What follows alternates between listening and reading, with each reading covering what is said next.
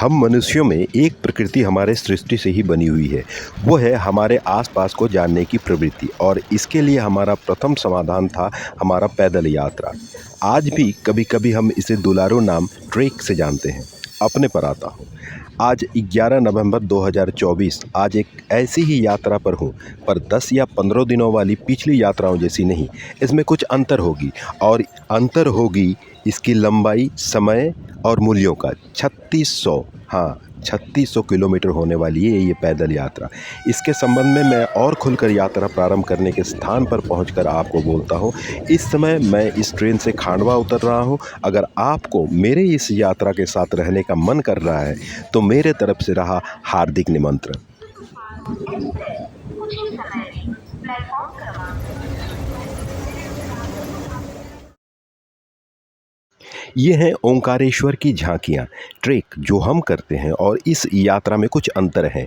उसमें हम प्लान के अनुसार अपने आप से कमिटमेंट करते हैं और यहाँ अपने अहंग को मुंडन के प्रतीकी रूप में शिव की मानस कन्या माँ नर्मदा के चरणों में विसर्जन कर यात्रा के लिए संकल्प करते हैं। न होती है टारगेट, न होती है प्लान। शायद आपको आभास होने लगा है। जी हाँ, मैं इस समय ओंकारेश्वर से प्रारंभ करने जा रहा हूँ माँ नर्मदा की परिक्रमा। बाकी जिज्ञासाओं के लिए गूगल हमसे अच्छा है।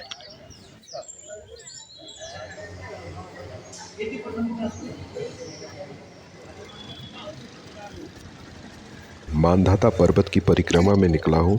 एक चीज़ नज़र आई, थोड़ी थोड़ी दूर पर श्लोकों वाली फलक तथा आप कितनी दूर तय की इसकी बोर्ड लगी है और इसे गीता मार्ग कहा गया है। इस पहाड़ी के पश्चिम तट पर दूसरी किनारे से आकर मिलती धारा को श्लोक संगम कहते हैं। ये गलत है, मैं दिखाता हूँ। इस टीले के पार इस कोने में एक छोटा सा मंदिर, जहाँ से ये डैम पूरा का पूरा दिखता है।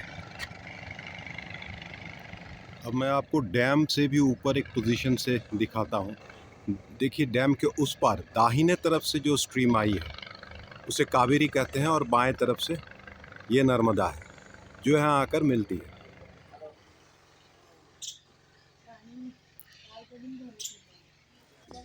इस पहाड़ पर 10 से 11वीं शताब्दी में परमारों द्वारा दीवारें, गेट तथा मंदिर बने हुए हैं। जानकारी के लिए आर्कियोलॉजिकल सर्वे का बोर्ड लगा है।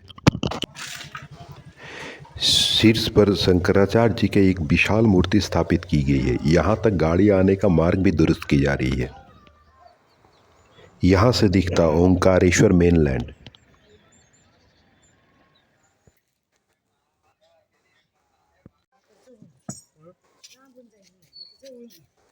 ये सारे 11वीं सदी में बने स्थापत्य के अंग हैं।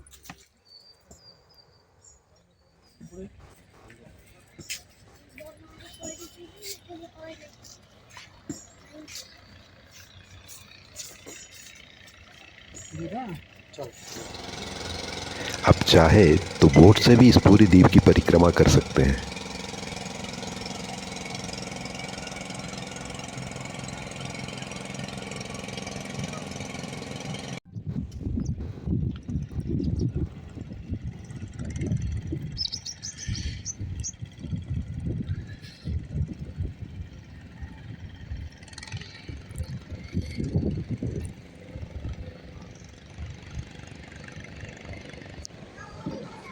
विग्रह की छवि बनाना उचित नहीं।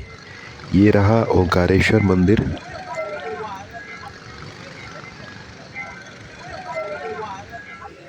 और ये रहा ममलेश्वर जी का मंदिर।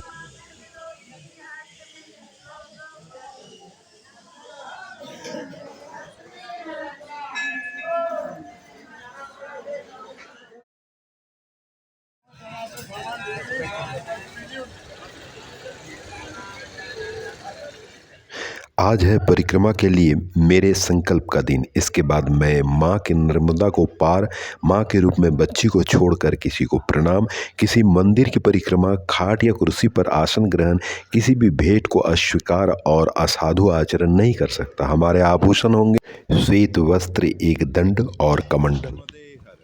ओंकारेश्वर से निकलते ही नागर घाट के पास मिले सिद्धू राय सिउड़ी पश्चिम बंगाल से सिर्फ पधारे हैं यहाँ परिक्रमाकारियों की सेवा में।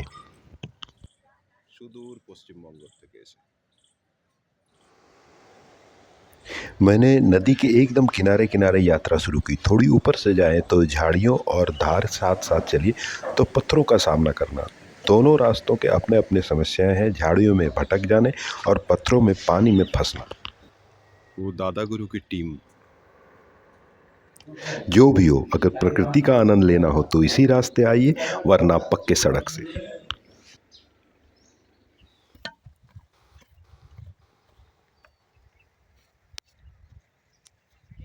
मोबाइल मिले भैया को देना, बड़े भैया को मेरा वाला। नर्मदा के किनारे किनारे जा रहा था तो रास्ते में एक घाट मिला और इसमें इतनी मछलियां यहाँ पता नहीं कैसे आ जाती हैं। ये देखिए कितनी मछलियां, ये देखिए, ये दे दे दे।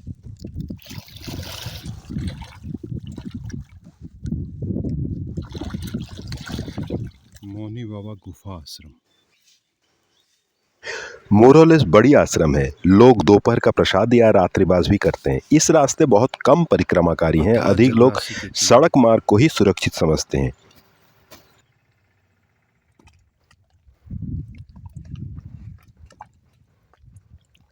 पहले यहाँ बहुत संकरी रास्ता था, कठिन था, फिर लोग गिरते पड़ते भी थे। एक माताजी गिर भी गई थी, बच गई। ये कोई सरकारी काम नहीं। जय मां नर्मदे, जय। जंगलों में नरसिंह कुंड आश्रम, बाबा लखनपुरी महाराज अकेले रहते हैं। मेरी भी स्थान हो गई। मेरी और बाबा जी की रोटी पक रही है आश्रम में। से निकलने के बाद आज भी रास्ता मां नर्मदा के किनारे किनारे, एकदम सीधी सपाटी रास्ता। ऊपर से मेरी इच्छा है जब तक संभव मैया के किनारे किनारे चलूं। सूखे में कोई समस्या नहीं, पर जमीन गीली हो तो झाड़ें या छोटी धाराएं समस्या बना देती है। ये रेलवे ब्रिज है और आगे मोटक्का की रोड ब्रिज है। थोड़ी देर पंप हाउस में रेस्ट लेने के बाद हम फिर से आगे बढ़ते हुए।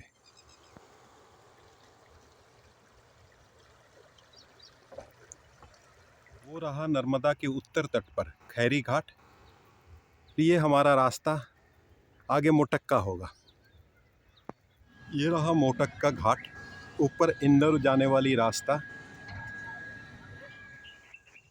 यहाँ रास्ता गंदा होने के कारण ऊपर गांव में से होकर जाना पड़ रहा है।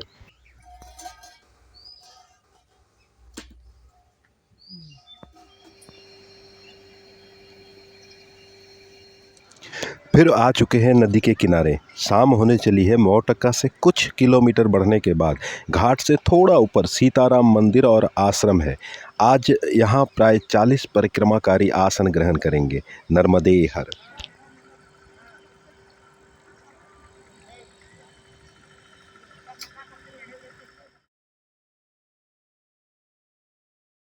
आज मेरे परिक्रमा का तीसरा दिन होगा। सुबह पूजन के बाद 8 बजे चल चुका हूँ। नर्मदे हर।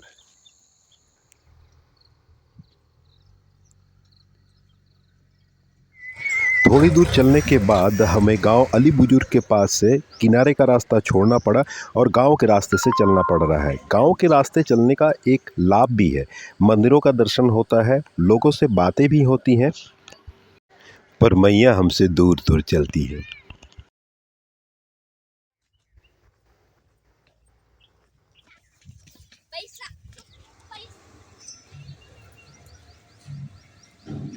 बातों बातों में टोकसर गौमुख मठ तक पहुंच चुके।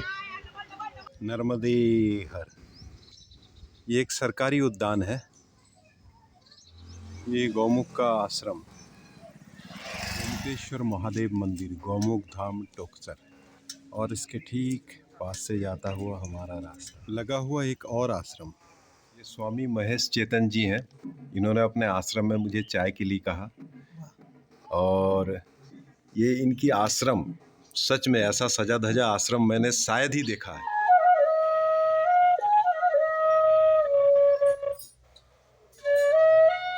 आश्रम के नीचे बहती नर्मदा और ये उतरने का रास्ता। इस बीच दादा गुरु भी अपने यात्रा पर चलते हुए यहाँ पहुँचे।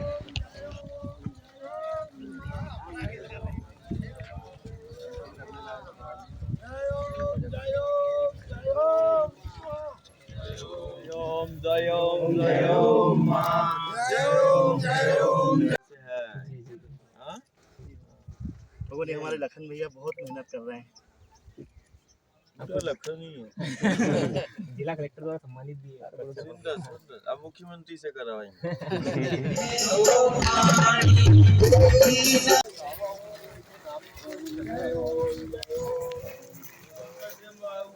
जा भ्रमण करता है वहाँ कहीं भी आके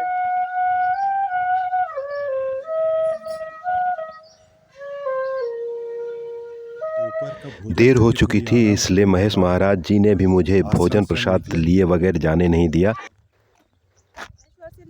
जी जी जी 2 बज गए निकलते हुए। अब अगला पड़ाव होगा 13 किलोमीटर दूर रावेड़।